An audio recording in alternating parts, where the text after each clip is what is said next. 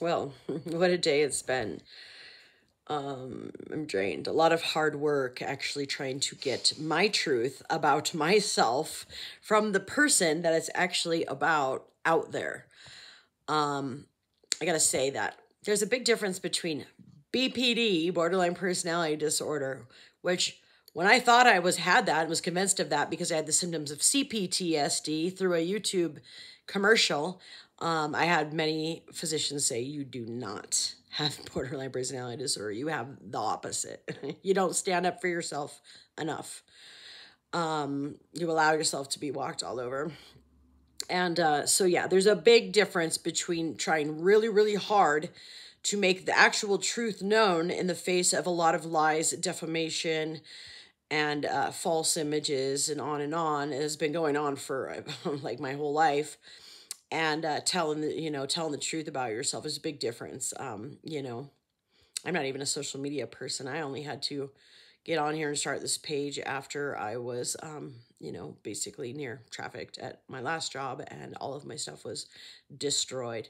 And then a whole lot more perjury and illegal activity happened, found, my mail was forwarded without my consent. That was definitely a very illegal thing that happened to me.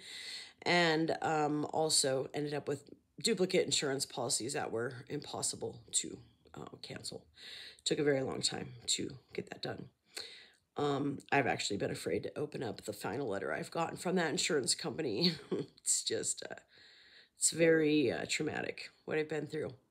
But this video in particular is basically just trying to approach the whole absurdity and insanity of the fact that my father has really, really, really, for some reason, wanted me to be suicidal in a really bad way. So there's got to be something behind it. When the truth of the matter is that I'm not, like, quite the opposite. I've been fighting hard for my life, and a lot of people with my condition actually do take their lives because it's impossible. You can't get help. You can't get validation.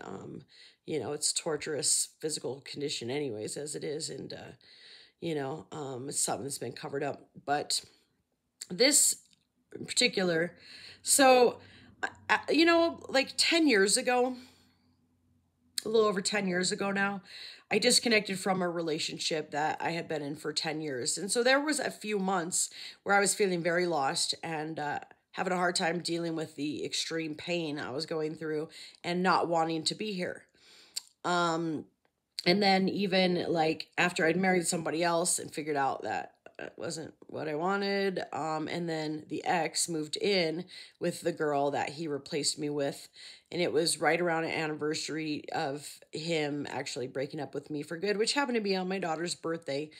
I was having nightmares about hurting the girl. And so I actually checked myself in for a few days, basically to keep her safe more than anything, so that, I wouldn't stalk or do anything.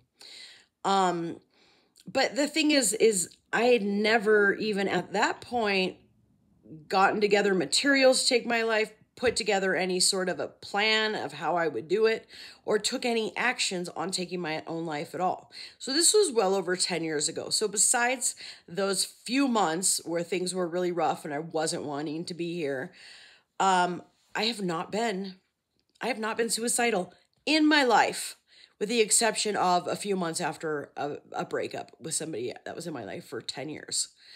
And so for my family to have sent, and that's the other thing that's really significant about this unwarranted welfare check, where I was almost killed, wasn't going to hurt myself, wasn't going to hurt anyone else, just too sick to sit up in a chair from mold, mostly at that time.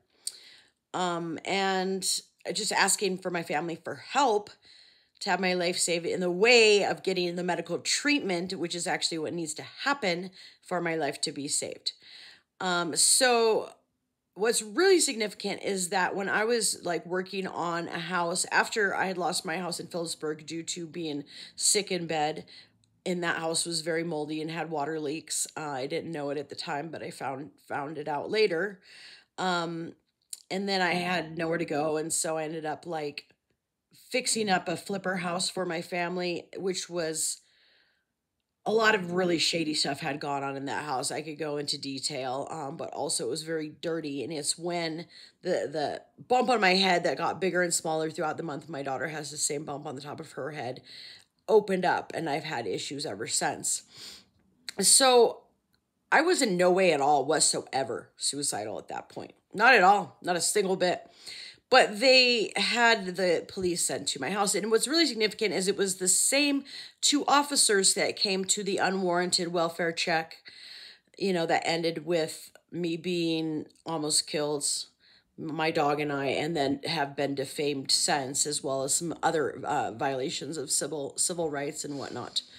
So what's really significant is that I went through the whole thing with those police officers about my medical condition, the fact that I wasn't currently treated through our medical system, what it all involved. And I actually even didn't feel safe and had to go hide at a friend's house for a good day or two and stay somewhere else. Because it just was blowing my mind that they were trying to have me admitted when it wasn't anything close to what would have been the answer. So yeah, the fact that just a few months before the second unwarranted welfare check call happened, that's super significant that it was those same police officers, but of course they lost the video footage. Me again, talking about this complicated health issue that requires naturopathic care. Basically, it requires, even if you've got the best insurance, which I do, it doesn't help you a single bit because, there's a good process that needs to happen before Lyme disease and Lyme disease co-infections are treated in this country. There was a TIC Act signed, but then we got a new president and we had a pandemic and we lost our way right off of the back burner. We barely just started to get on, So super significant that the same thing was happening with the same two police officers concerning the same exact issue. And but the thing about it beyond all of this is, why on earth is my dad so adamant about me being suicidal when I'm not? Why does he want me to be so suicidal and want me to get, locked up in care that would not benefit me or help my situation at all whatsoever? Why is he so convinced that he needs to convince everyone else of something that's not true? It is complete insanity. And the only thing that actually really does make sense is that, he wants to cash in. Wants to cash in on my head. Wants to cash in on a life insurance policy. Really has to establish the fact that I'm suicidal when I'm not. He even went so far as to break HIPAA. That's how he got himself a narcissistic diagnosis for himself, and the narcissistic family dynamic thing came into play, is because he thought he could do whatever he wanted and break HIPAA and convince my doctors I was suicidal when I was not. Won't listen to the truth or believe the truth at all whatsoever. What would save my life and give me the ability to work again would be Lyme and mold treatment. Firmly established, proven under the microscope, proven with many other patients. He should know that proving ground that I was born at had a whole lot of aspergillosis tests done there. This mining town has a Berkeley pit full of moldy water with old moldy houses and pumps that were turned off underneath it. Yeah. This one I highly doubt it's going to be seen, but I just need to have it recorded and in place for documentation. So it's just unreal and just absurd that he just has to convince everyone else of this lie about me. It makes no sense at all whatsoever, unless indeed it were coupled with some fraudulent activity in the background. The other thing that he seems to think he's above the law and above God and can do whatever he wants, and is in the fact that before, when I had a fiance that was actually in the pre-release center, I caught him trying to get my brother, a police officer, to look up information on him illegally, unethically. It was immoral, what he was trying to do. And when I caught him doing that and said something about it, he said, "Oh, you're trying to get your brother fired?" No, Dad, you're the one trying to actually misuse his position of authority for your own little nosy needs and your own little nosy interests. It's just insanity. This is why I have to get far away from them. And I do a whole lot better when I do. interestingly. Until, of course, it's sabotage, and I end up right back here in the shackles and chains. That's another video. But so he tends to seem to think that the law doesn't apply to him, and somebody else's personal boundaries don't apply to him, and his truth is more valid than the actual truth of things. And, you know, he's got some stuff wrong with his head. MK is his initials, and, you know, he had a little heroin problem in the 60s and had some care through a place in Indianapolis, Indiana. That's associated. Anyways, it's just really unreal. It's really absurd. It's mental. It's honestly mental. His smear campaign on me is mental. So the fact that he just must convince everyone of what's not true about me, what's behind it? There's obviously something behind it. It obviously goes really, really deep. I think they've gotten themselves in really, really deep concerning what they've done, and just thinking that I don't deserve to have a healthy, happy, prosperous life, or I don't deserve to have, you know, my inheritance, and I don't deserve to use that to have safe, secure housing with a nice studio to be able to fully concentrate on my work and developing my skills, talents, and careers and businesses. Anyways, I think I said what I needed to say. The fact of the matter is, I wasn't suicidal. Never made a plan to do that. Never got anything together to do that. Been fighting for my life and just trying to, you know, stay healthy, stay alive, and clear these complex infections I have. Quite the opposite.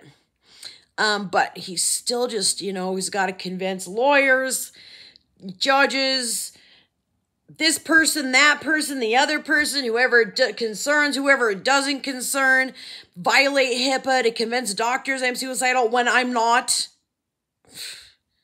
What are you covering up? What are you hiding there, mister? Because this makes no sense. It's insanity. It's mental. Totally mental. What you have done to defame me and have a smear campaign on me and try to convince everyone else of what's not true about me is mental.